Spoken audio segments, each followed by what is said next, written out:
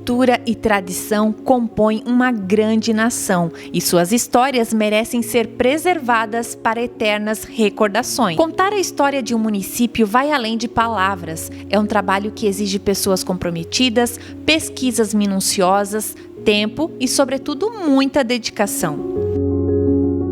Neste documentário, você terá a oportunidade de conhecer dados valiosos sobre a rica cultura do município de Santa Terezinha, mergulhando em suas origens, tradições e na herança deixada pelos imigrantes que moldaram sua identidade única. Prepare-se para uma viagem ao passado, onde cada detalhe revela o orgulho e a força de um povo que luta para manter vivas suas raízes.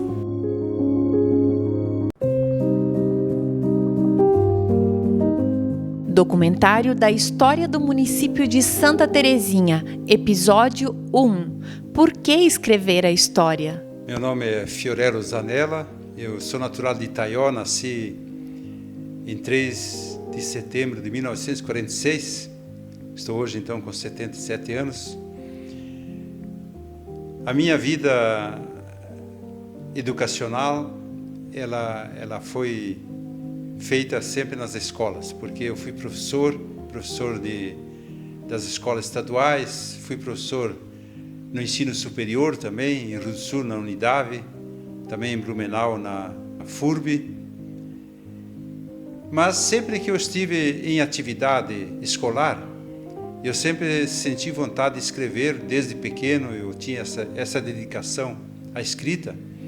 E eu gostava de escrever e me ambientei muito com a história. Por isso eu sou, na verdade, hoje um historiador, né? Já publiquei mais de 15 livros na área da historiografia. Esse livro que vai sair de Santa Terezinha, a história de Santa Terezinha, deverá ser o 16º livro.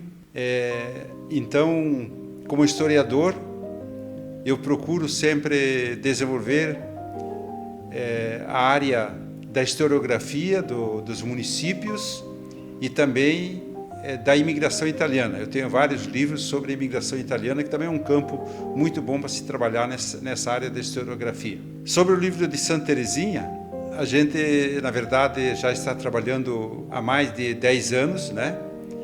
Porque eu havia sido convidado a escrever esse livro já em 2011 e logo em seguida a gente começou a trabalhar em cima desse livro. A gente começou a fazer pesquisas em todas as localidades do município de Santa Terezinha. A gente entrevistou muita gente que hoje já está falecido, pelo que a gente está notando, né? Então é uma pena, porque são pessoas que hoje poderiam ser vozes vivas, né, da história, mas infelizmente já faleceram. Hoje o livro já está pronto, já mandei inclusive para a editora, já está sendo preparado para publicação nesse ano e a gente espera que dentro de talvez um mês a gente possa realmente ter esse livro para a gente poder mostrar, apresentar para as autoridades do município e para o povo do município também. Na verdade, eu havia feito o livro da história de Mirim Doce. E quando foi feito o lançamento lá em Mirim Doce, em 1911, o prefeito atual de Santa Terezinha, o Junques, estava presente e daí ele me chamou para um lado e disse: eu gostaria que você escrevesse a história de Santa Terezinha também. Aí, 1 ou 2 anos depois, ele entrou em contato comigo e me solicitou que eu fizesse isso. Quando eu comecei a pensar em escrever a história, é claro que a história de Santa Terezinha para mim era uma novidade, era algo que eu não conhecia muito. A gente conhecia alguns detalhes apenas de Santa Terezinha. Aí eu comecei a entrar em contato exatamente com pessoas que tinham um pouco de conhecimento da história. Então, lembro que naquela época eu falei com o Leopoldo Blonkowski, né, que foi aquele que deu início, que trabalhou muito pela emancipação do município, né? Falei também com Chico Drosny, que também é uma pessoa que sabia muito sobre a história de Santa Terezinha. Falei com o João Schlatter, que foi o primeiro prefeito. Falei com o Eloy Zator, também foi prefeito. falei muito com o Genir também sobre a história, que ele também é uma pessoa que está desde a década de 60 aqui também, no município de Santa Terezinha. E nessa discussão, nessa conversa que eu passei a ter, eu acabei conversando com o Adilson Blonkowski, que quando ele foi professor aqui em Santa Terezinha, ele fez uma pesquisa histórica junto aos alunos das escolas. E essa pesquisa histórica ele tinha nos seus arquivos ainda, né? E ele repassou isso tudo para mim. Então eu aproveitei muita coisa daqueles alunos que naquele período, lá por volta de 2009, 2010, quando ele fez a pesquisa, uma pesquisa escrita, os alunos escreveram um histórico, eu praticamente aproveitei todos os documentos apresentados e tudo que esses alunos escreveram. Foi uma riqueza muito grande porque eles fizeram entrevista lá, digamos, em 2009, 2008, e conseguiram falar com pessoas muito antigas de Santa Terezinha, né? E esse material do Adilson Blonkowski foi muito importante porque ele serviu muito para o meu livro. Além disso, eu também aproveitei muito do trabalho da Albertina Spíndola, que havia feito um trabalho também sobre o distrito de Santa Terezinha, e aproveitei também um material da Marina Schitz, atual secretária da Educação, porque ela também tinha feito, no seu trabalho escolar, de faculdade, ela tinha feito também um trabalho sobre os ucranianos aqui de Santa Terezinha.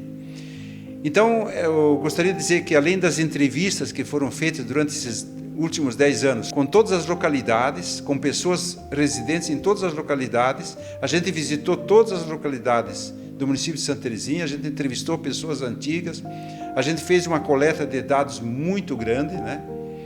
O livro vai ter praticamente 500 páginas, né? Muitas fotos, apesar de que as fotos nem sempre são as melhores, porque é muito difícil você encontrar nas casas das pessoas fotos antigas, né? Mas a gente conseguiu um manancial muito grande de fotos também, posso dizer, né? E então, com essa visita que foi feita a todas as localidades, a gente conseguiu, através das entrevistas, conseguir dados praticamente importantes. E junto com os dados que haviam sido dados para os próprios alunos, para as entrevistas que os alunos tinham feito naquela época, 2008, 2009, 2010, então deu para acoplar tudo isso numa matéria só e fazer um grande livro sobre a história de Santa Terezinha. Bom, eu acho que o que marca Santa Terezinha, lógico que também Itaiópolis e Mafra e outros municípios, mas já que Santa Terezinha pertence ao Alto Vale hoje, e é o único município que pertence ao Alto Vale, então eu acho que vale dizer que Santa Terezinha é o município do Alto Vale do Itajaí que tem um forte potencial cultural, tanto na língua ucraniana quanto na língua polonesa. Eu acho que o encanta muito aqui e o que mais satisfaz as pessoas que assistem são as danças polonesas e ucranianas, que são realizadas aqui por grupos que existem dentro de Santa Terezinha, né? Eu acho que é o que mais chama atenção. Então, essa cultura, que é uma cultura diferente dos demais municípios do Alto Vale, porque a maioria dos municípios do Alto Vale, a cultura é voltada ao alemão, ao italiano e ao português. E, de repente, nós temos aqui Santa Terezinha, um município onde nós temos uma forte vivência cultural polonesa e ucraniana. E isso é uma marca muito forte dentro de Santa Terezinha. É o que eu mais destaco, na minha opinião. Fora o que a gente visualiza através das igrejas, né? Principalmente as igrejas de estilo ucraniano, de estilo polonês, né? Mais as de estilo ucraniano, que elas são com melhor arte, né? Elas apresentam uma arte tanto artística no seu interior, né? Quanto na sua arquitetura, né? Eu acho que é um chamariz também muito importante para o município de Santa Terezinha. Bom, a gente sempre diz que a história do município ela precisa ser escrita, Porque quando não se escreve a história, ela desaparece, né? Porque as pessoas vão morrendo. A história normalmente, em municípios pequenos, como são os nossos do Alto Vale, eles não têm muito arquivo histórico.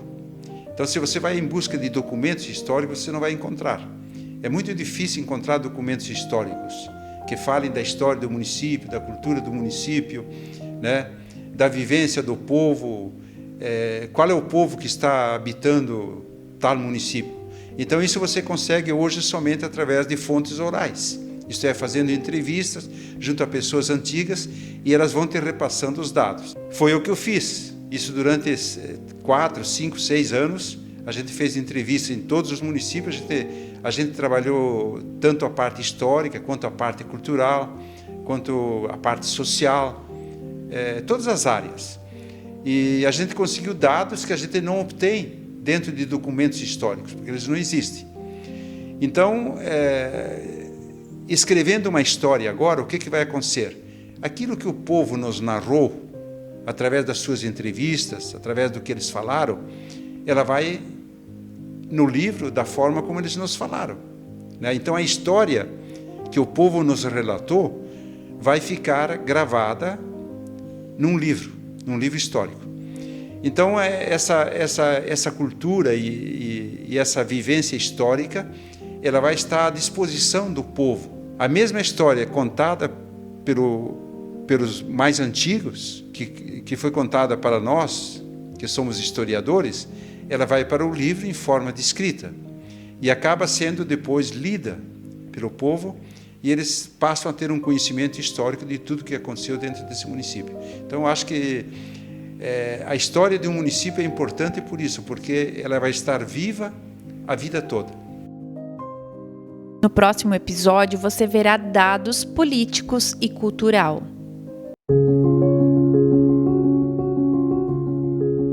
Documentário da história do município de Santa Terezinha, episódio 2, Primeiros Colonizadores. Começamos aí até pelas primeiras famílias que vieram, né? As primeiras famílias, mesmo para as primeiras famílias que vieram, era somente de origem polonesa, da região do município de Itaiópolis, mas precisamente a região de Alto Paraguaçu, onde se formou a colônia polonesa mais forte lá. Ela se formou em torno de Alto Paraguaçu, lá que era a igreja e tudo lá até hoje, né? Aí tem as comunidades de São João, São Pedro, Santo Antônio, aí foi tudo colonizado por poloneses. E de lá vieram as famílias de lá, as primeiras famílias foi de lá que vieram. Assim, daí as primeiras famílias que vieram de lá, os moradores, chegaram em 1930, aquela vez, sendo Francisco Kogut, João Alca e Simão Kogut e Tadeusz Blankowski. As 4 famílias primeiras que entraram aqui. Mas ele não tinha nome de Santa Terezinha, nada. Entraram aí desbravando o mato, estradinha de carroça aí. Se colocaram lá, começaram a primeira morada ali, onde é da frente da prefeitura, lá para dentro ali, onde começaram as primeiras famílias. Daí em seguida daí veio mais famílias de lá também. Daí já esses primeiros moradores pertenciam à comunidade de Rio da Prata, daí eles ficaram porque não tinha comunidade assim própria, e a partir de 1942 começou a chegar mais moradores, sendo Ladislau Rogaleski, João Drozdek, Jacó Leboski, Vicente Pavlak, Bronisław Blokowski, João Urbanek, e nos anos de 1948 a 1955 chegaram mais famílias de Tadeusz Wojciechowski, Pedro Pawłowski, Alois Chableski e irmãos Stanisław, João Pedro Kowalski e Vitor Teófilo Drozdek e Bruno Piecharka. Já foi a terceira migração que vieram para cá também, vindas lá daquela região lá também de Itaiópolis, lá do nosso município mãe hoje, né? Já nessa época viviam na comunidade celebrando novenas, terços, o tradicional tradicional colenda polonesa que eles desenvolviam lá por Natal, aqueles hinos de Natal, visitavam as casas cantando hinos natalinos, né? E assim eram feitas as vésperas de Natal. Formavam um grupo de pessoas da comunidade e faziam visitas. O grupo levava uma grande estrela, prepararam uma estrela grande feita com armação de madeira, papel colorido. O mais velhinho, e o velhinho também, trajado de velhinho, e a origem da máscara do bode. Era o grupo e assim fazia aquelas visitas. E daí arrecadavam dinheiro para pagar uma missa, uma coisa assim, né? E as famílias faziam ofertas em dinheiro, naquelas visitas, claro. O que era entregue ao padre na paróquia da Prata, que lá já existia a comunidade. Já o padre vinha lá uma vez por mês de Alto Paraguaçu para fazer as primeiras visitas. E daí o grupo levava na igreja de Rio do Prata para ser entregue ao padre de Alto Paraguaçu, quando vinha ali fazer as visitas de Rio da Prata, fazer a entrega das ofertas. As ofertas que eles pegavam para entregar lá para o padre. Aí o padre questionou da onde vinha essas ofertas. Aí sentiram a necessidade da comunidade ter um nome. Não tinha nome. Daí que o padre veio as ofertas lá e não se sabia de onde vinha, né? Daí em conversa os senhores João Drozde, que o João Drozde que até era meu sogro em memória, e irmãos Tadeusz e Blonkowski, Brunislau Blonkowski, meu pai, no dia em que estavam construindo um pontilhão sobre um córrego próximo à casa de Tadeusz Blonkowski, aí dialogando na hora do descanso, chegaram ao consenso da nova localidade se chamar Santa Terezinha. Naquela hora de trabalho, na hora do descanso, ali que eles fizeram primeiro nome assim que improvisaram aqui, até foi um nome assim para poder ter uma passagem aí que tem o riozinho ali para cima e tinha a estrada de carroça vinha mais por longe para um atalho, daí tinha madeira, tronco de madeira no rio e o pessoal passava naquelas madeiras e era liso, de vez em quando um caía, daí chamaram de Pinguela Liso. E assim ficou, o primeiro nome era assim, Pinguela Liso, aí. Até que surgiu o nome de Santa Terezinha, viu? Era Pinguela Liso. Porque onde é que você mora? Lá perto da Pinguela Liso, por aí assim. Então tá. E assim foi se formando a comunidade. Daí o terreno para a construção da igreja, ainda voltando atrás, nós tivemos daí mais uma leva grande de colonização que veio aqui para Santa Terezinha, daí que é onde foi povoado essa região de Canelas, Pozo Redondo, por aí tudo ali, começou assim, essa segunda imigração se deu no ano de 1962, feita uma colonização pelo senhor João Bertoli, nas terras onde hoje a comunidade de Canelas, Colônia Formosa, como falei, né? E famílias de origem alemã, vindas de São Pedro de Alcântara, município de São José. O seu João Berto adquiria essa área de 900 alqueires. Alqueire, naquela época, cada alqueire é 2,5 hectares, né? Isso deu para colocar 90 famílias aqui. Deu 90 lotes, né? E assim se tornou essas comunidades de Canela e Pozo Redondo. Pozo Redondo era hoje adotaram o nome de Colônia Formosa, mas, né? Aí continuou a comunidade se organizando e foi que daí pensaram em construção de uma igreja no lugar. Aí o terreno para a construção da igreja foi doado pelo senhor Brunislau Blonkowski em 1956. Brunislau até era meu pai, já falecido, né? O início da construção da primeira igreja foi em agosto de 1964, feito somente o alicerce pelo pedreiro José Binek, de Alto Paraguaçu. Isso em setembro de 1965. Foi construído o primeiro botequim.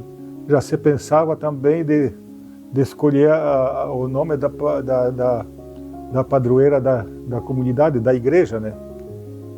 A comunidade de Santa Teresinha tinha nome, a comunidade de Santa Teresinha, mas a padroeira da igreja queriam precisar ser escolhido o nome. Mas daí a escolha da padroeira da igreja se deu no dia 27 de setembro de 1965, por sugestão do senhor João Bertoli, sendo Santa Teresinha do Menino Jesus, que era a sua santa de devoção.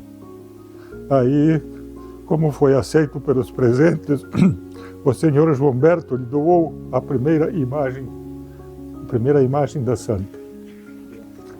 Assim foi já dado mais um passo na elaboração dessa comunidade religiosa. Aí era iniciada a construção da igreja, foi com a construção o carpinteiro Idalino Durda, no ano de 1966, construída em 1967. A inauguração foi no dia 15 de outubro de 1967.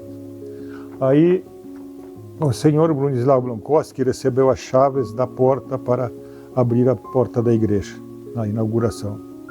Aí nós tivemos também, além disso, tinha a igreja, faltava salão, alguma coisa para promover festas também, daí assim foi o salão da comunitário de Santa Teresinha foi nos anos de 1974 e 1975.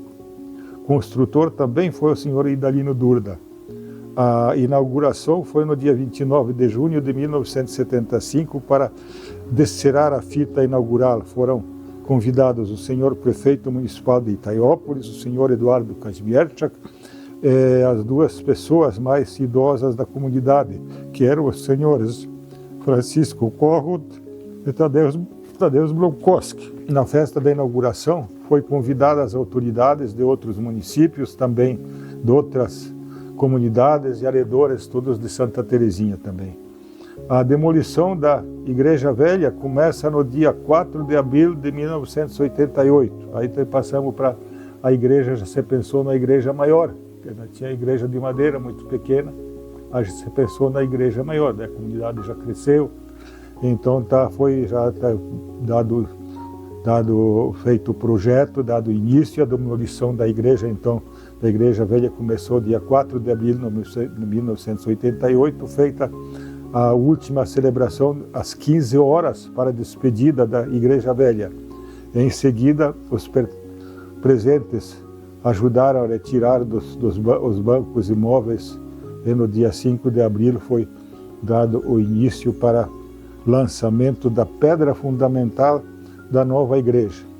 Foi no dia 1º de maio de 1988 que foi dado o início da construção da atual igreja. A pedra que foi usada na cerimônia de lançamento está embutida na parede na frente da igreja. Temos até a foto ali onde o pessoal fez a inauguração.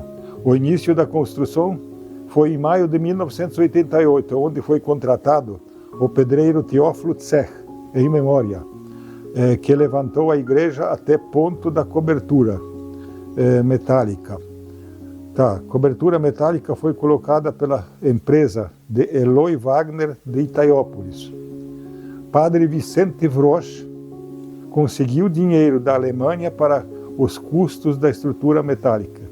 Termínio da construção da igreja foi feito pelos pedreiros Geniro Junques e Gilson Junques. Então ganhamos um presente muito grande, o padre conseguir essa ajuda da Alemanha para custear toda a cobertura metálica dessa igreja atual que está hoje ainda ali. Então foi muito bom. Na época não houve cerimônia de inauguração da nova igreja, ainda antes da igreja estar pronta, já eram feitas as celebrações.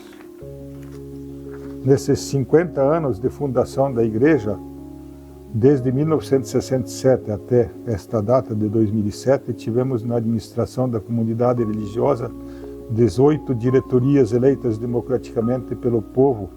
Então, assim, esta foi a história da primeira colonização e como aconteceu as coisas, o que eles fizeram, o que eles conseguiram fazer. Muito bem, assim, Até voltando atrás, eu hoje até falei porque a gente não, na hora também não vem a memória como é para ser, ou do primeiro telefone que eu falei que era da Intendência, não. A Intendência já recebeu, era já o segundo telefone. O primeiro telefone foi meu, que eu instalei esse aqui. Esse telefone que está ali ainda temos preservado daquele tempo, daquele sistema antigo. Isso foi feito a extensão dali do campo da Comercial Gaúcha via rádio, porque ali não tinha telefone, nada. Então eles me favoreceram e fizeram esse favor de usar o telefone deles também junto com eles lá. Na época daí assim, ó, eu tinha a primeira agropecuária aqui, e daí a gente estava tocando essa agropecuária, e já esse telefone foi servindo, mas daí veio a ideia também, comecemos com a olaria, já um pouco antes até da agropecuária, e daí a agropecuária, como a olaria achamos melhor fechar a agropecuária e ficar só com a olaria, mas o telefone serviu a comunidade toda. Naquela época a gente tinha o telefone aí, era meu, mas era público. O povo vinha pedir, precisava de se comunicar, às vezes questão de doença, de morte, e de noite. Então esse telefone aí serviu muito à comunidade. Foi o primeiro telefone instalado aqui em Santa Terezinha.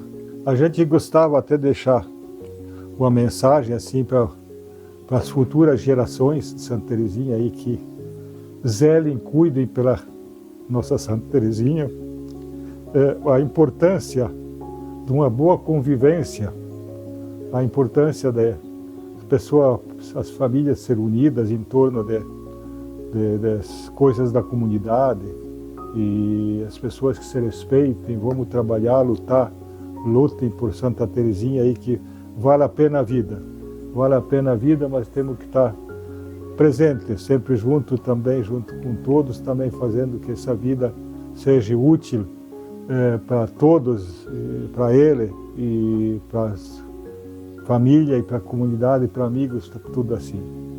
Meu nome é Dilson Blankowski, eu fui professor no colégio Padre João, da Escola Básica Padre João Kominek, nos anos 2001 a 2011, e fui professor da disciplina Estudos Regionais do ensino médio, onde a gente fez no início de 2003, fizemos uma pesquisa, um resgate da cultura polonesa e ucraniana dentro do nosso município, culturas que prevalecem mais na região, e daí a gente fez um trabalho assim, de identificação da cultura em si dentro do município, né? Comidas típicas, fomos atrás até dos pratos mais, os principais pratos que era feito, as receitas da região, né? E daí também tratamento dos enfermos, como que era feita ali a questão de algumas pessoas doentes, como é que era feito, benzedores, quem que era. Foi feito um trabalho de pesquisa muito interessante. Massagista, que muitas vezes pessoas que se destroncavam algum membro ou quebrava, daí tinha, né, dificuldade de médicos, então tinha algumas pessoas que eram habilitadas, assim, que tinham e faziam um trabalho ali na região, então foi buscado um histórico disso daqui. Daí depois fizemos até um teatro da história da Santa em si, Santa Terezinha, com todo o pessoal dos alunos junto. E daí o ano pós ali, depois dessas pesquisas feitas e concluir aquele trabalho, vimos que nós podíamos ir além, né? Então além buscar a história das localidades, né? Localidade que nós temos aí bastante no município, começando a resgatar quem que eram os primeiros moradores, a atividade econômica da época, quando surgiu a comunidade, porque teve algumas comunidades que surgiram na década de 40, década de 50, década de 60 e em diante, né? Então cada uma teve uma importância, né? Então teve as primeiras ali, teve assim atividades econômicas como extração de erva mate, a plantação de feijão e também a extração de madeira, e também tinha 3 indústrias que na época, já no início das colonizações, estavam extraindo óleo sassafrás aqui na nossa região, muito forte, depois pararam, né?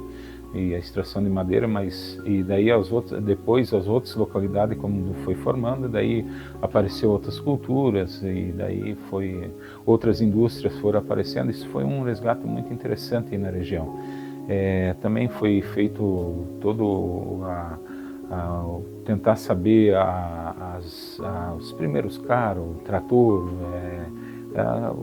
o que apareceu na comunidade, assim, a parte que contribuiu muito para a comunidade, né?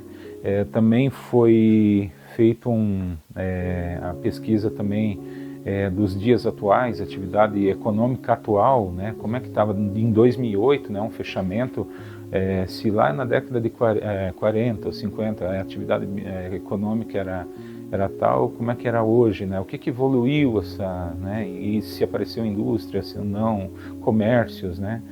História das escolas, que tinha quase todas as comunidades foi colocadas multisseriadas, daí tinha algumas comunidades que daí tinha as escolas, que daí as histórias das escolas também é um resgate, né, também das igrejas, né, da comunidade em si, e também fazendo um resgate novamente da questão do tratamento dos enfermos, como era feito, né, na comunidade em si. Então foi um trabalho muito interessante, depois um fechamento, né, para que a gente pudesse montar um livro. E daí por incrível que pareça, em 2011 foi o último ano dessa disciplina. E daí a gente parou e eu fiquei com todo o material, que era para dar um fechamento, e daí contribuiu até depois, mais tarde, para o trabalho do professor Fiorello para fazer a história do município. E eu falei que eu tinha um acervo de uma coisa muito importante. Ele analisou até coisas assim que conseguimos através dos alunos fazer pesquisa nas pessoas que hoje já são falecidas, né? Uma riqueza de informação que para ele foi muito importante, até para contribuir para o trabalho, fechamento do livro, né? Então isso aí foi muito importante. Todos tinham pessoas idosas na família que todos queriam contar alguma coisa. Isso contribuiu para nós ter uma riqueza de informação, porque eu não imaginava que a gente ia conseguir algumas informação, tipo algumas mortes, alguns assassinatos que contribuíssem, que algumas coisas que ficou marcante a comunidade. Eu não imaginava isso que ia aparecer, e apareceu. Mas algumas coisas importantes, assim, algumas conquistas que teve na comunidade, alguma coisa que mexeu com a comunidade, né? Então isso aí foi, com certeza, foi muito relevante isso aí.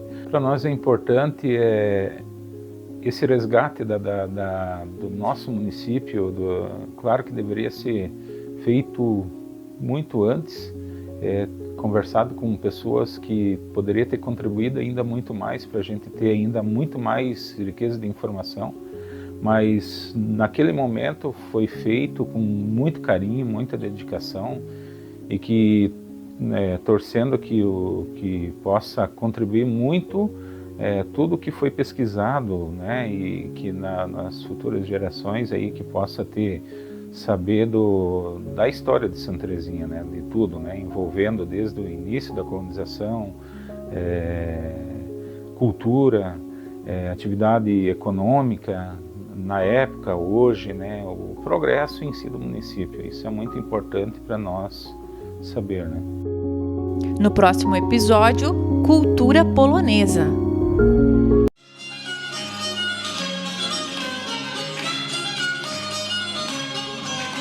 História do município de Santa Terezinha, episódio 3, cultura polonesa.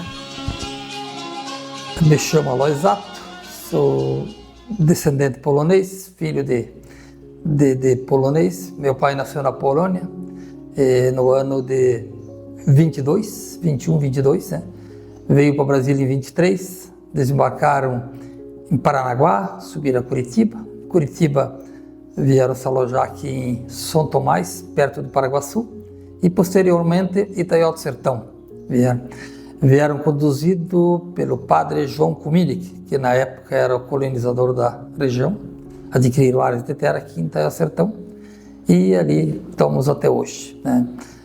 Foi muito difícil naquelas épocas, né? Tinha muita dificuldade, tudo muito distante, e eles vinham fugindo de uma guerra, né? Então eles, quanto mais longe fossem, melhor seria. Passaram por várias dificuldades. Meu avô, seu João Zator, ele trabalhou na Lumber, uma empresa americana que explorava mata nativa na serra ali no Planalto Catarinense, né? E ela trabalhava lá, e a avó tinha que levar comida uma vez por mês de cavalo até lá na Lumber. Viajava a noite inteira porque era muito perigoso andar de dia na época para uma mulher sozinha. E ali nós se instalamos, vivemos aqui por todo esse tempo, e a colonização do Taió Sertão ficou vários átomos morando aí até então, né? Até hoje. Na época Itaiópolis, hoje Santa Terezinha. Posteriormente, veio as famílias amigas e conhecidas à procura desses que vieram antes aqui. Foi a família Riptinski, daí esse pessoal se deslocou de São Tomás por Papanduva, Pratinha, chegaram em São José, e daí veio as famílias Buntkoski, Chiminski, e foram se agregando nessas regiões de Morro do Taió, daí vieram os Ratuchinski, daí foram ficando Nova Cultura, Adamtieski, em São José, e ali se instalaram essas famílias que até hoje predominam nessa região, povoaram essa região e ficaram por até nos dias de hoje. Também veio ali a família Muncheski, a família Estopa, né? São famílias grandes que predominam aqui. A Muncheski, ela veio mais para o Rio da Prata, ficando para o Rio da Prata, mas se estendeu na região, ficaram por ali. E essas famílias foram se enraizando aqui nessa região e predominam até hoje nessa região. Posteriormente, também por causa da grande massa polonesa na região, umas pessoas interessaram em nos procurar, e onde foi criado uma parte da associação da Braspol. Foi uma extensão da Braspol que se criou lá em Curitiba, né? E ela se estendeu por vários estados, e um dos estados é Santa Catarina, e por vários municípios. Daí tinha um presidente nacional, e em todas as regiões tinha um vice-presidente que comandava dentro do estado e na região. E aqui nós conseguimos formar essa Braspol até muito forte, por causa da grande numeração polonesa de habitação aqui nessa região. E essa Braspol, elas se reuniram, fizeram grandes atuações dentro do município de Santa Terezinha, porque se reuniam frequentemente, faziam eventos, estavam sempre em contato, faziam final de ano, os ensaios dos ritos religiosos católicos, né? Era muito forte isso aqui na região, e era comandado pela Braspol. Daí se reunia comunidade com comunidade, se fazia aquela interligação, era uma coisa muito boa. E nesse meio desse caminho, desses eventos acontecendo, surgiu-se a ideia de emancipar Santa Terezinha, que apareceu politicamente uns interessados, ou abriu-se um espaço para que poderia ser feito isso, e nós já estávamos organizados com a Braspol. A grande parte da Comissão Emancipatória de Santa Terezinha são membros da própria Braspol, porque nós já estávamos organizados com isso. E isso aconteceu, foi daí reunido mais outros interessados, e se criou a Comissão de Emancipação, onde se fez um trabalho pioneiro, muito difícil na época, sem comunicação, sem internet, tudo manual, tudo andado de casa em casa, quilometragem medido com carro. Foi se criado o primeiro distrito, depois o processo de emancipação, foi emancipada Santa Terezinha, e onde por todos aqueles casos acontecendo, todos aqueles movimentos, todas aquelas participações que nós tivemos em relação ao que estava acontecendo, fui indicado para ser candidato a prefeito de Santa Terezinha. E em 1997 fui eleito o segundo prefeito de Santa Terezinha de origem polonesa. E ali eu tive a oportunidade de ampliar melhor esse trabalho da Braspol. O Morro do Taió é um ponto turístico, foi criado pela Braspol quando eu prefeito, porque na época nós não tínhamos dotação orçamentária para construir o Morro do Taió, mas tínhamos dotação orçamentária para dar assistência à cultura polonesa e ucraína. E daí nós investimos na Braspol, e a Braspol construiu o Morro do Taió. Então foi usado o útil ao agradável para acontecer o que aconteceu hoje, que está lá esse ponto turístico. Morro do Taió, na época, foi feito tudo à mão. Lá não tem nenhuma máquina que trabalhou lá dentro. Nós fizemos, foi tudo no braço, tudo por voluntários.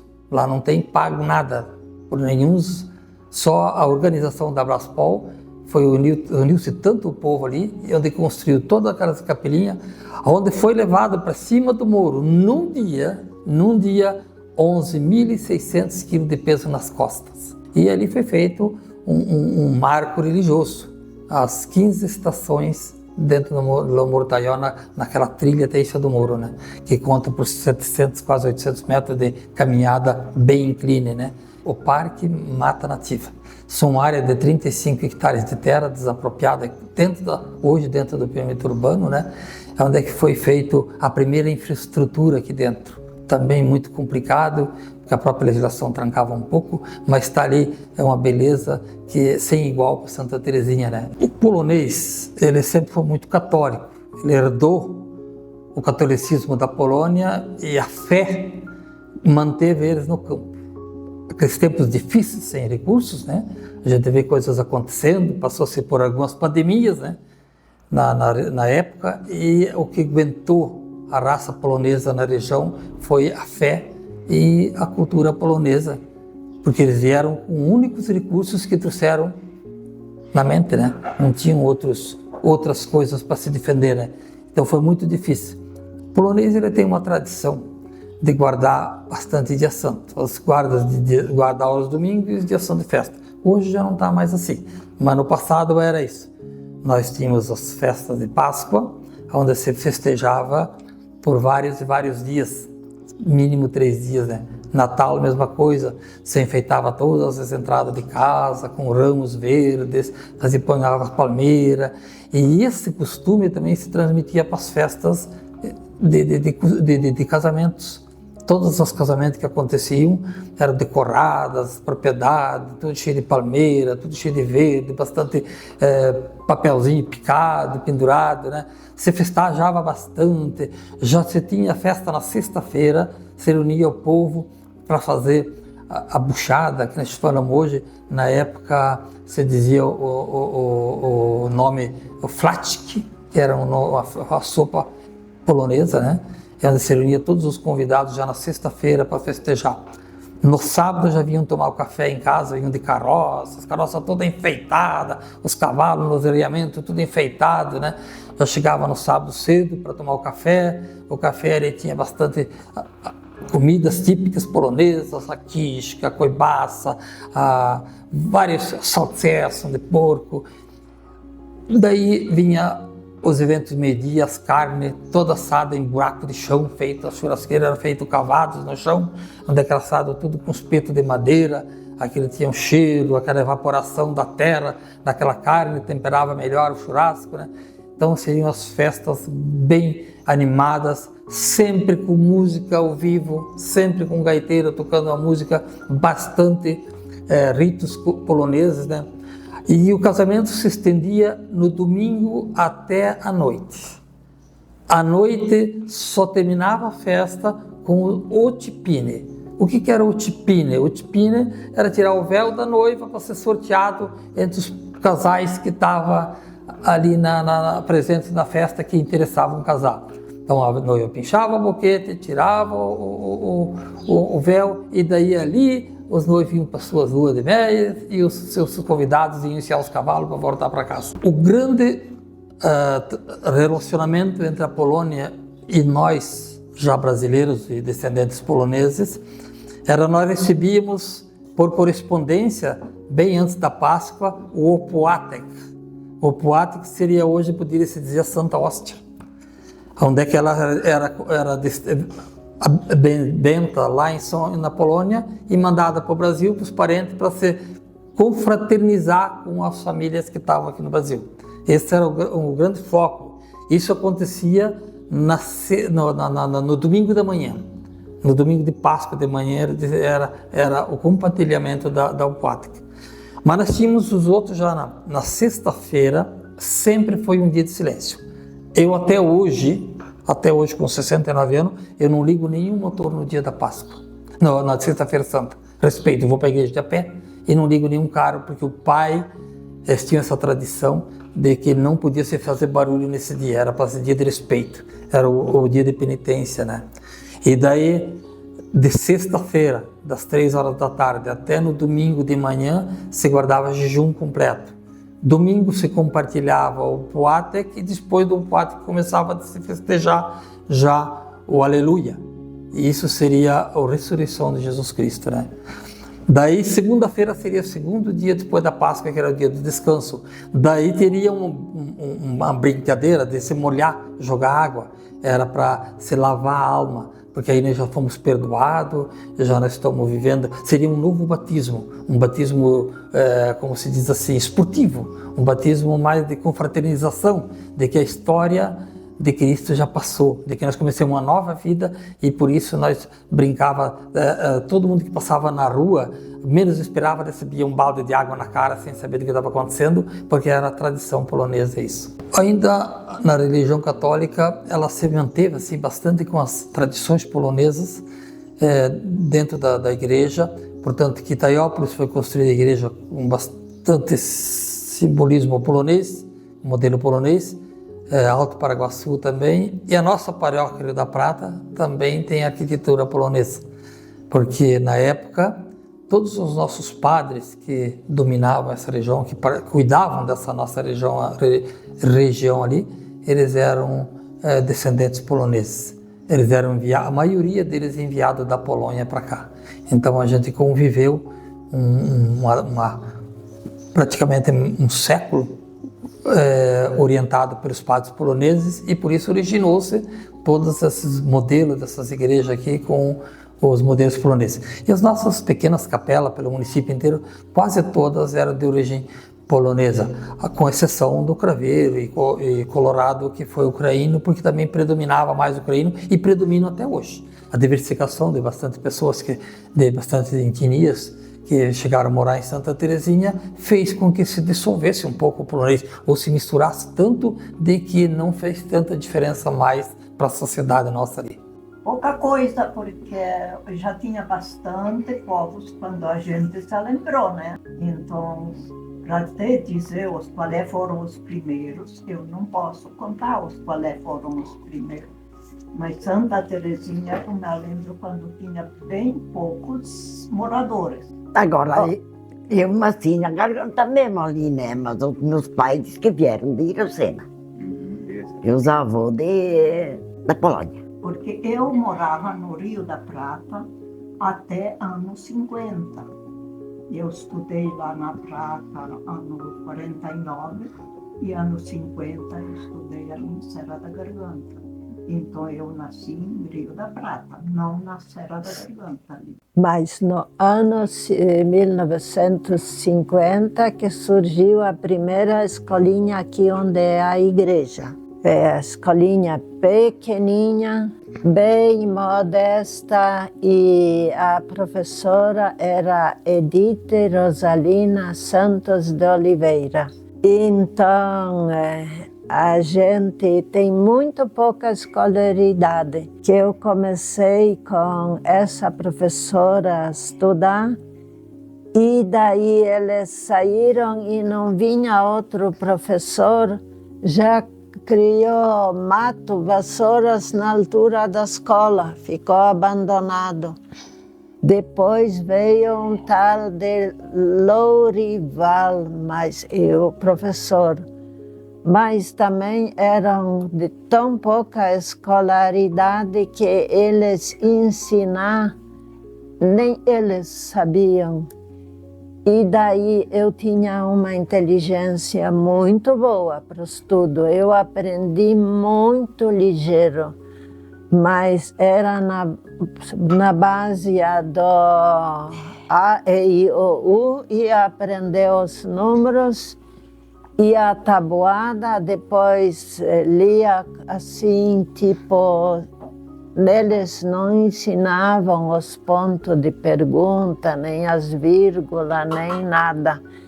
Era tipo, lia tipo cantado assim. Então, as classes mais alta que tinha, diz que era terceiro ano, então ficava nas carteiras mais atrás e escrever com caneta de pena, caneta que ponhava uma pena e tinha um tinteiro, uma garrafinha molhada na tinta, mas esse era depois de ser maior e os alunos até ganhar cartilha, então escreviam na base de lápis e caligrafia.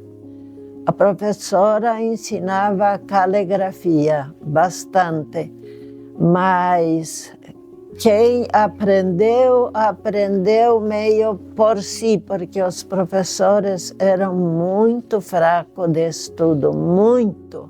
E então nós criamos todo mundo mais pareio, no chão batido. E arroz, gente comia só o que plantava. Eu me lembro quando em frente da igreja, um pouco mais para cá, a falecida mãe inventou plantar arroz do seco.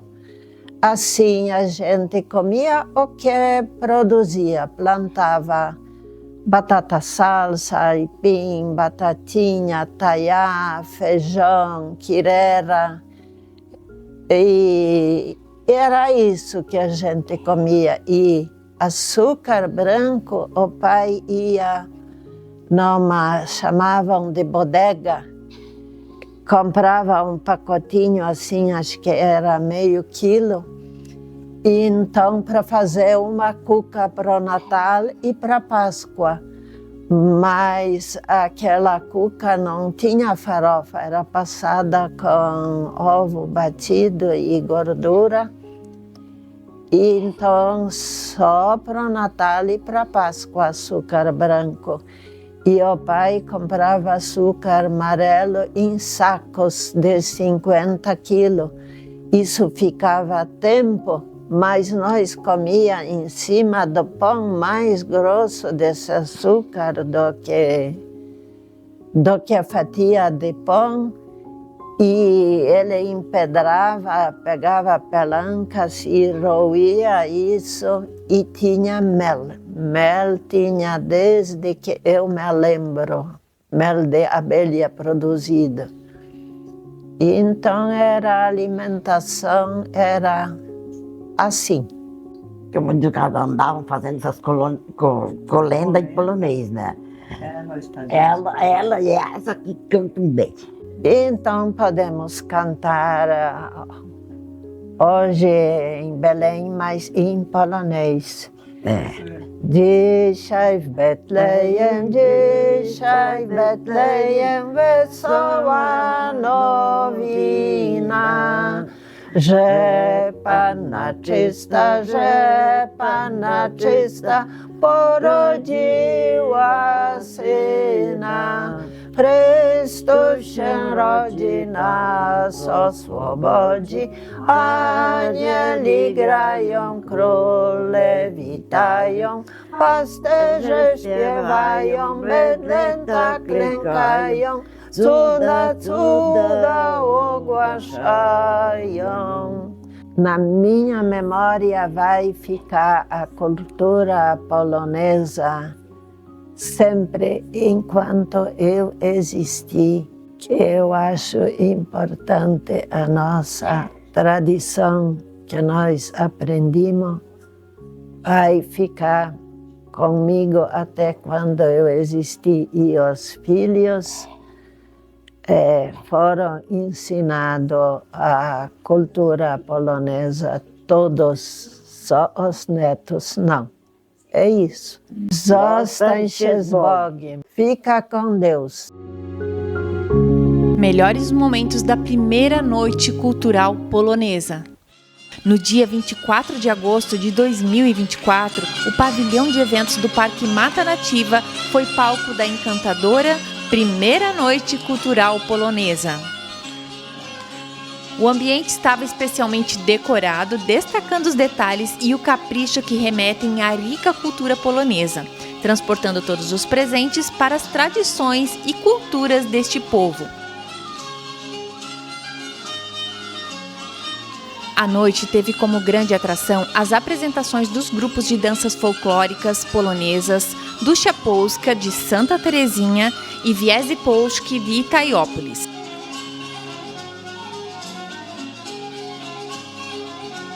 A essa cerimônia gostaria de agradecer imensamente todos os que estão aqui presentes e desejamos que a cultura polonesa, através de seu folclore, contagiem a todos.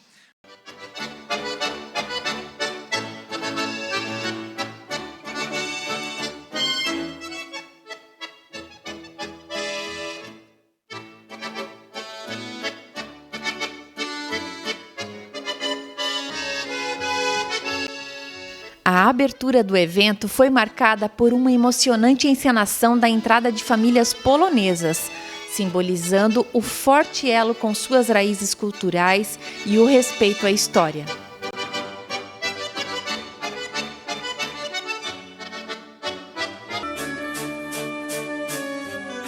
Na sequência, as apresentações trouxeram um verdadeiro espetáculo de cor, música e tradição, celebrando a essência da cultura polonesa através da dança.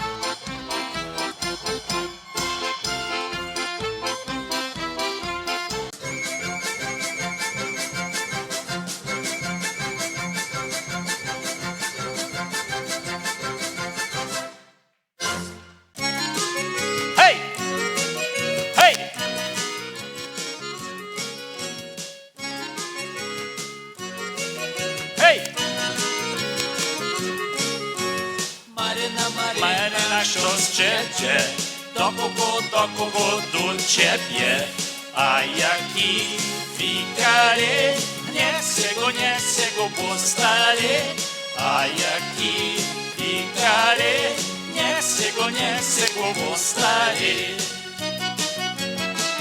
Hej, hej!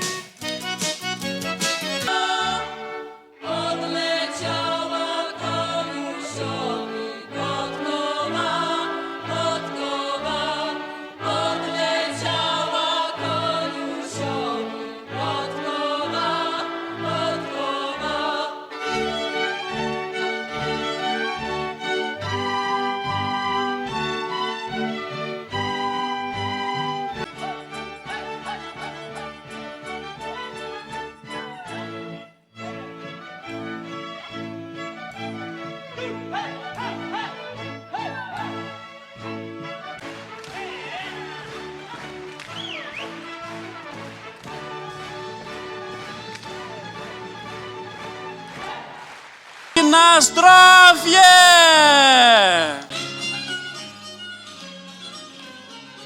Após as apresentações, os convidados tiveram a oportunidade de saborear um delicioso jantar com pratos típicos da culinária polonesa, que foi um dos momentos mais aguardados da noite.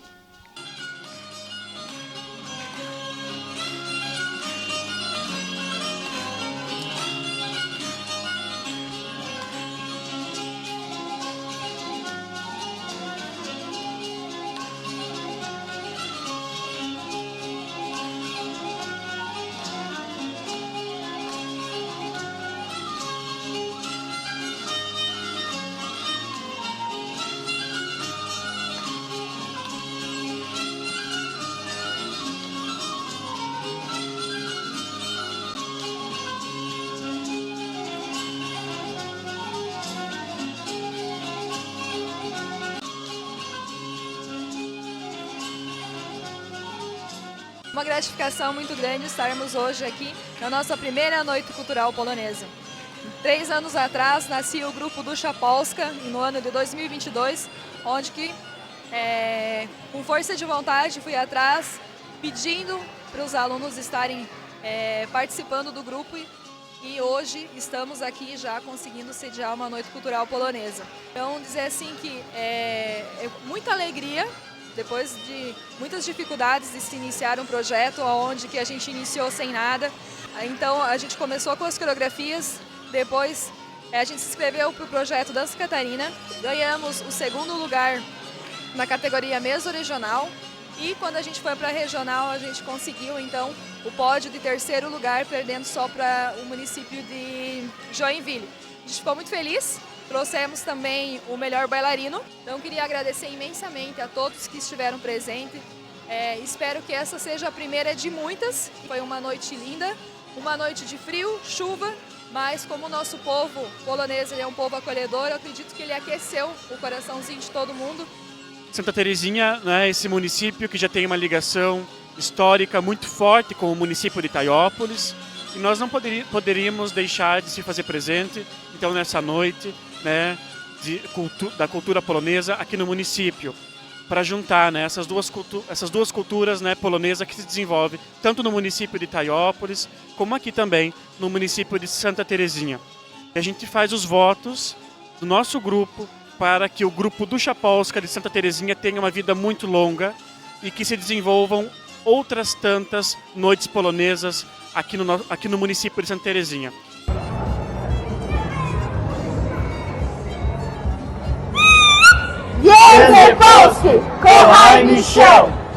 E para encerrar com chave de ouro, todos puderam se divertir ao som da animada banda Trio Fandango, que encheu o salão de alegria e descontração.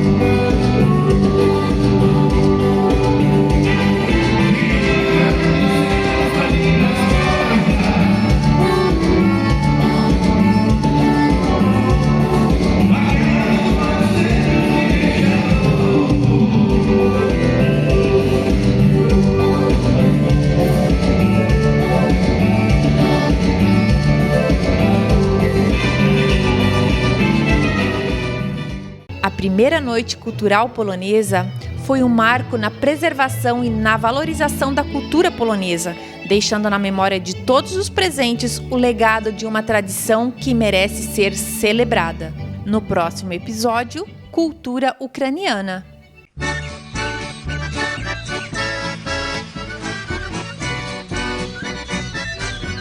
História do município de Santa Terezinha, episódio 4, Culturas Ucranianas. Sabe, para dizer a verdade, que quase não. Porque esse povo, quando eu era assim pequenininha, então esse povo já tinha uns pés de laranja carregando ali. E aqui, para dizer a verdade, aqui para as Pombas, daqui acho que dá 2 quilômetros que nós morava. Então tinha aqui estrada só até aonde o povo trabalhava. E lá para frente era mato, só carreirinho para nós vir para o Craveiro.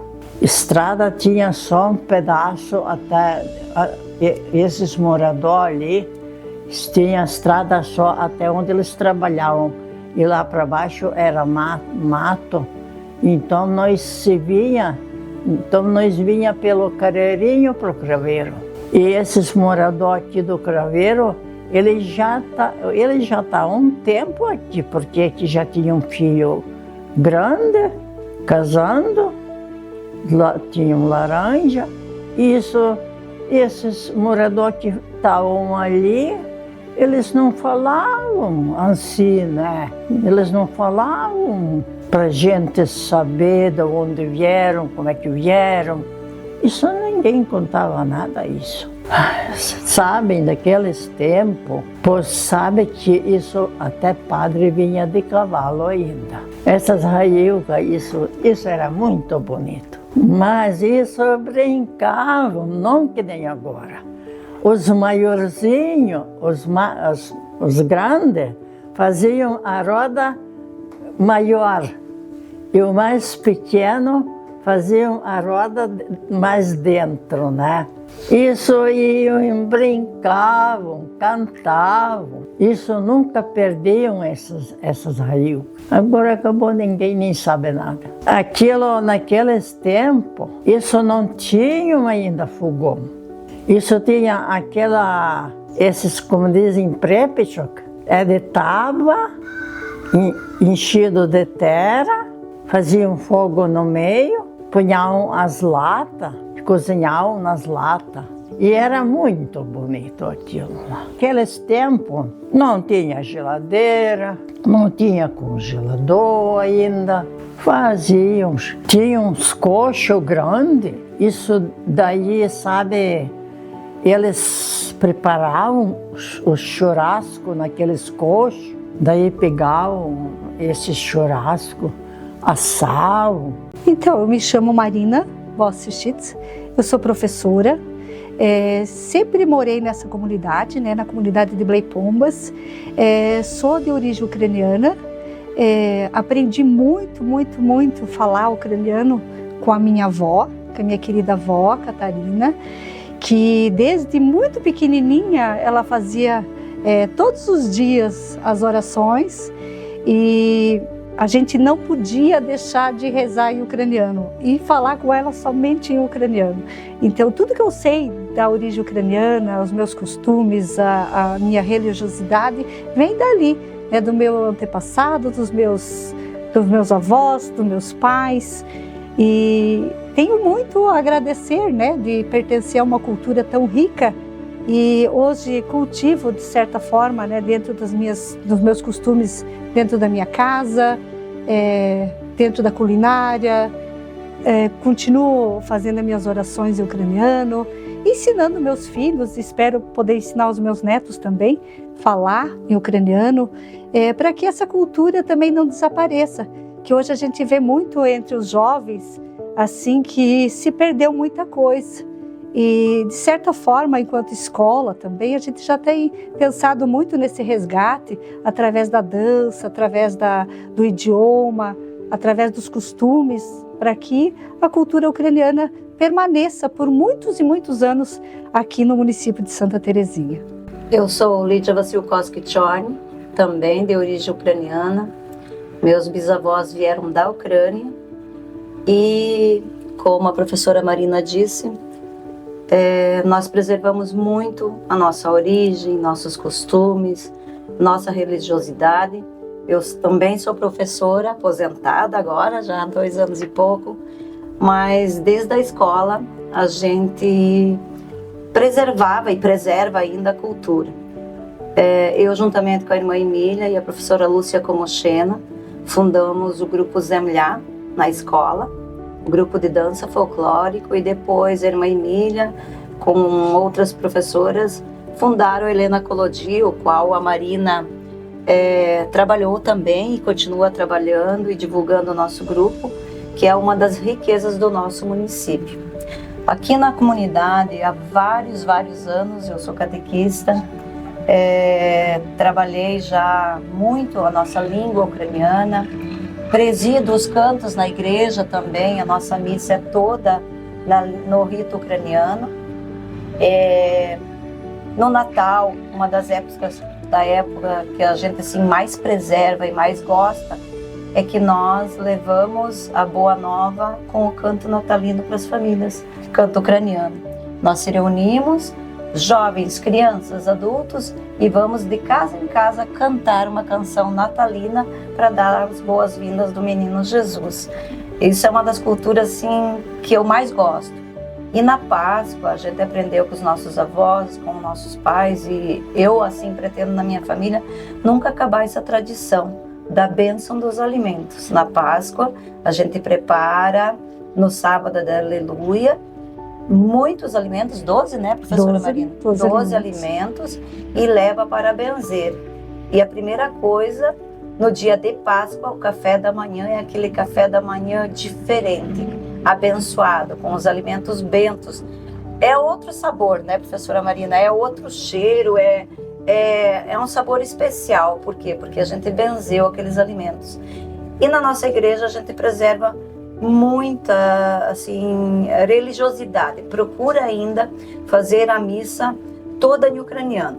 Quando o padre percebe que tem bastante gente que não entende, ele fala a homilia em português, mas o evangelho ainda se lê em ucraniano.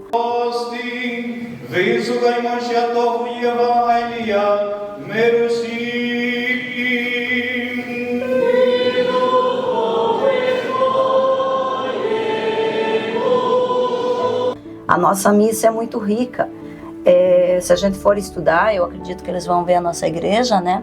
Vocês vão ver o iconostás. O que é o iconostás?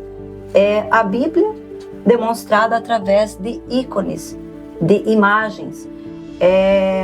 Esse nosso iconostás, a nossa igreja, ele veio da igreja lá de Curitiba, pertencia para a nossa igrejinha de madeira, né, professora Marina, e hoje a gente preserva da melhor forma possível.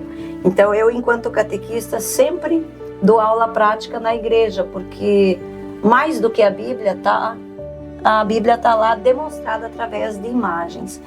Então a gente acha assim muito rica a nossa cultura. E também fui professora, juntamente com as minhas crianças de catequese, eu ensinei a língua ucraniana. Eu falo, escrevo e leio em ucraniano, como a professora Marina também.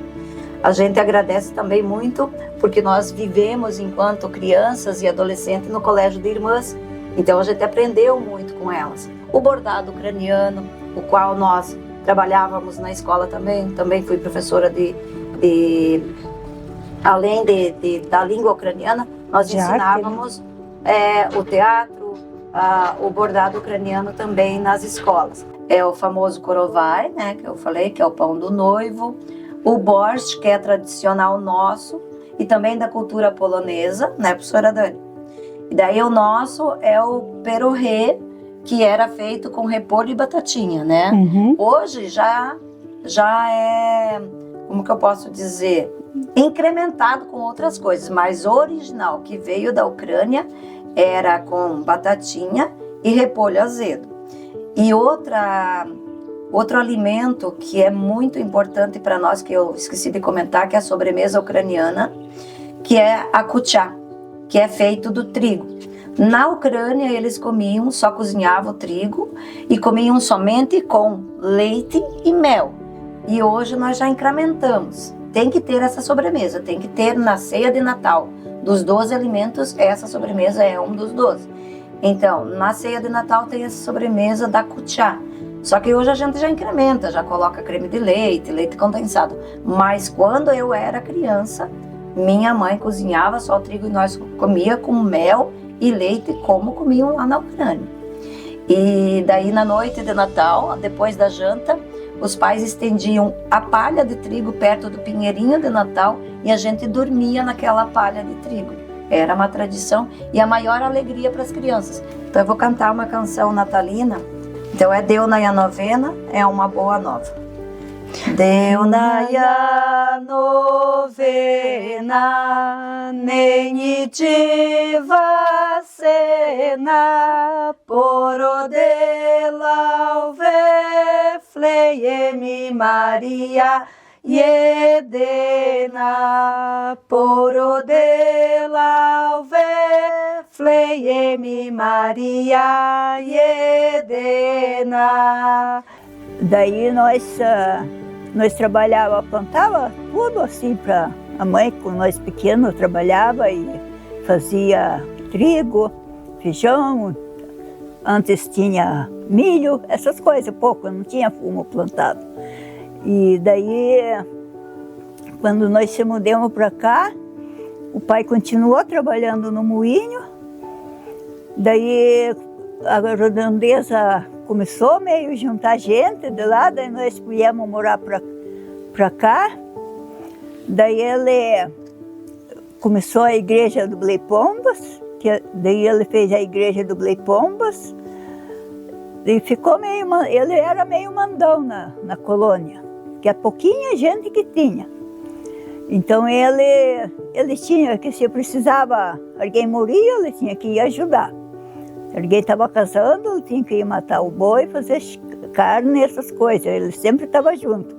E se a turma brigava, ele fazia os acertos, era quarteirão.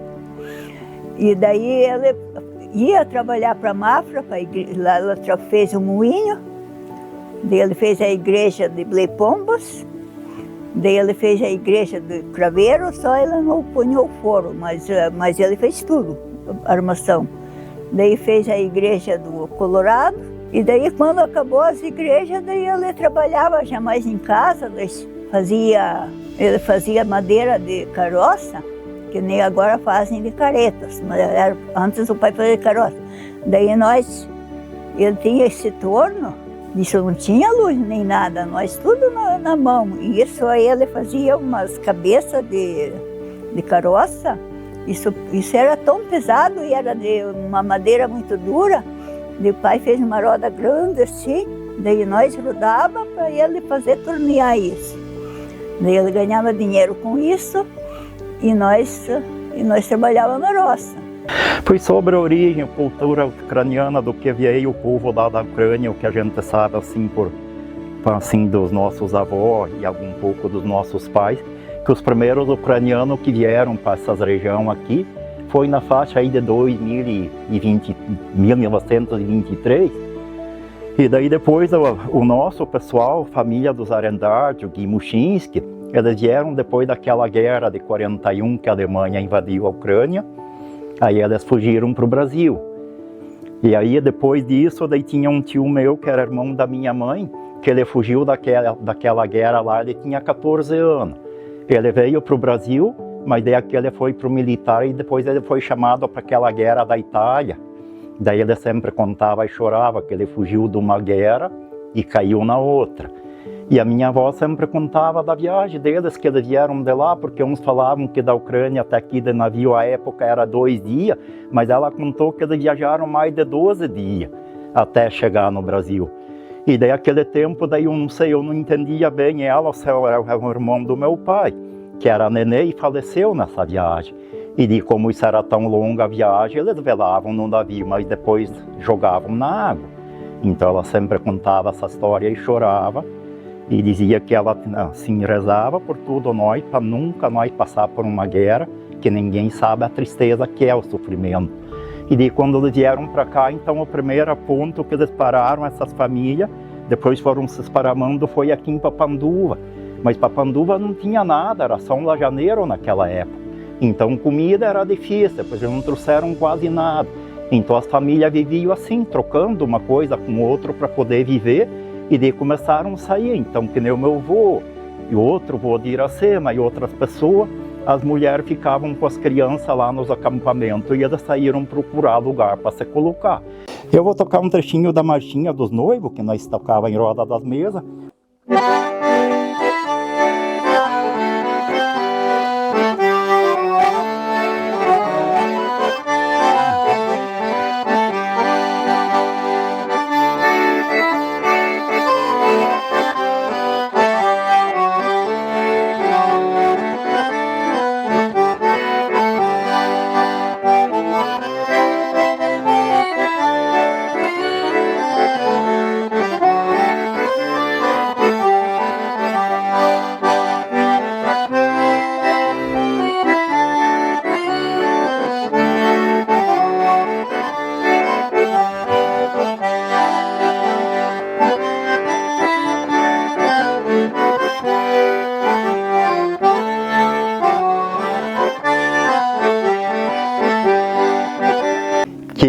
Que o povo se sinta feliz com isso aqui, que essa nossa cultura continue cada vez melhor, que nós acolhemos todo mundo, não só os ucranianos, para nós não tem raça de pessoas e nem religião.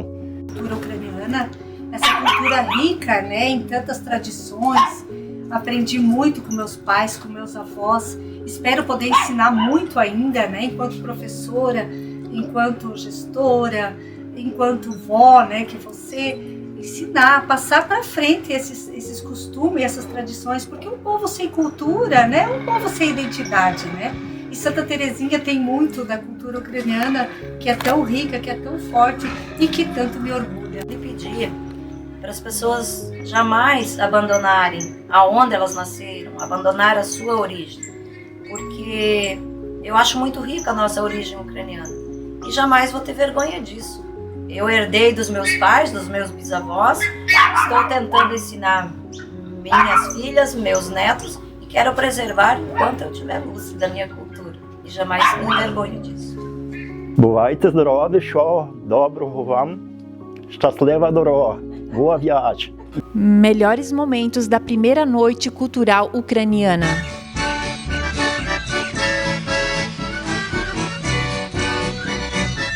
Cultura e tradição compõem uma grande nação.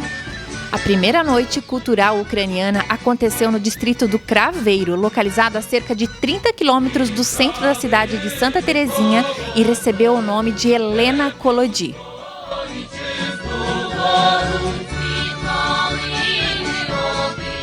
O distrito foi escolhido por sua forte concentração de descendentes ucranianos e o evento destacou com maestria as tradições que permanecem vivas na localidade.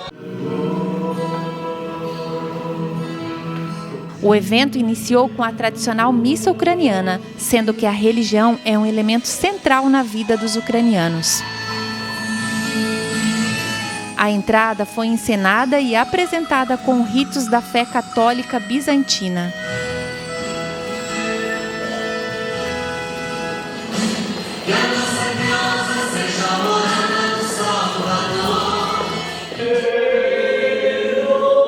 Trazendo rezas na língua ucraniana e na língua portuguesa.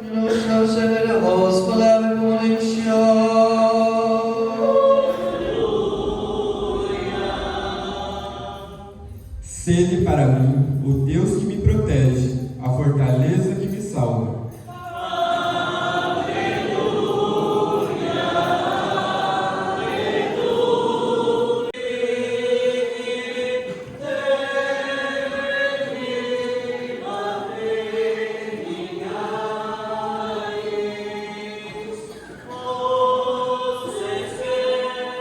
Os trajes típicos ucranianos foram um destaque à parte, reforçando a herança cultural e a beleza da tradição. Slava Isusu Christu! Sejam todos bem-vindos à nossa primeira noite ucraniana Elena Kolodi. Este evento em especial celebra não apenas a rica herança cultural trazida pelos nossos antepassados, mas também a importância vital de manter vivas as tradições que nos conectam às nossas raízes. Após a missa, iniciaram-se as apresentações culturais, que foram verdadeiros espetáculos, contando com a participação do grupo de dança folclórica ucraniana Helena Kolodi e também com o grupo Spomen, de balé no Paraná.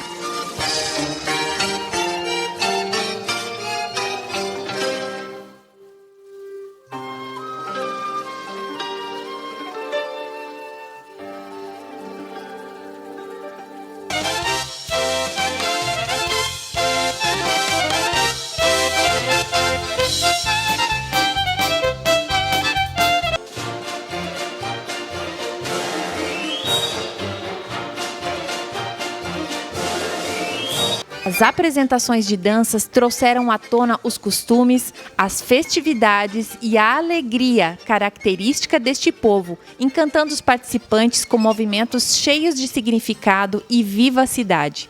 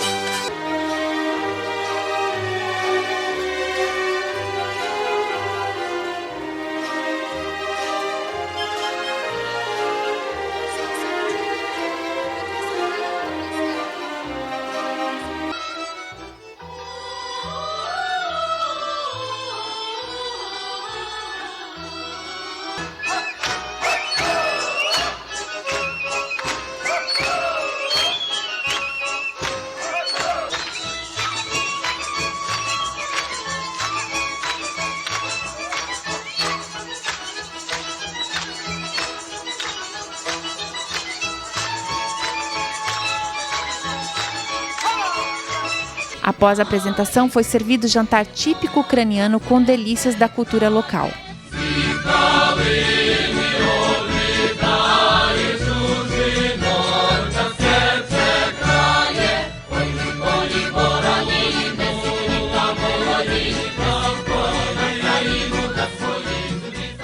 E para finalizar a noite com chave de ouro, a população teve a oportunidade de aproveitar um animado baile ao som da banda César e Vaguinho, promovendo um clima de união e diversão. Vem bailar conosco! Bate o pé no batidão, olha nós aí de novo. Essa sanfona e batucada no balanço do povo.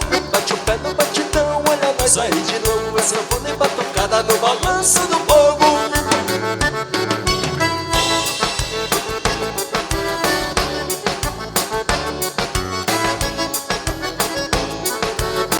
Levanta num trancão, vai o fandangueiro. E a sala montada que nem formigueiro. Nos quatro cantos da sala, levanta a polvadeira. O povo animado dançando a vaneira. Tamo de volta num trancão, vai o fandangueiro. E a sala montada que nem formigueiro. Nos quatro cantos da sala, levanta a polvadeira. E o povo animado dançando a vaneira.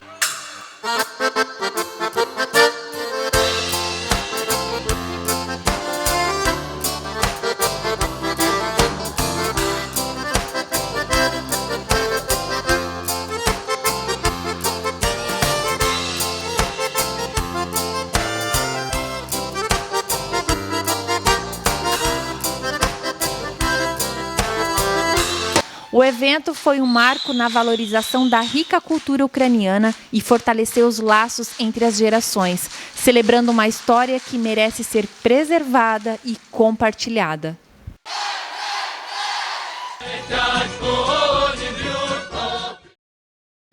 Este documentário é uma produção da VM Web TV com o apoio da Prefeitura Municipal de Santa Terezinha e da Secretaria da Cultura, Turismo e Esporte, viabilizado pela Lei Paulo Gustavo, que garantiu os recursos necessários para a realização deste importante projeto. Os conteúdos apresentados neste documentário retratam os registros históricos do município de Santa Terezinha, destacando a chegada dos primeiros imigrantes, as dificuldades enfrentadas na época e, sobretudo, a rica herança cultural polonesa ucraniana que caracteriza e diferencia o município. Santa Terezinha é um lugar único onde a cultura e a descendência são valorizadas e as tradições trazidas pelos ancestrais continuam vivas, sendo cultivadas com orgulho pela comunidade. Mais que um registro, é o primeiro passo para eternizar a história do município e preservar o legado cultural para as gerações futuras.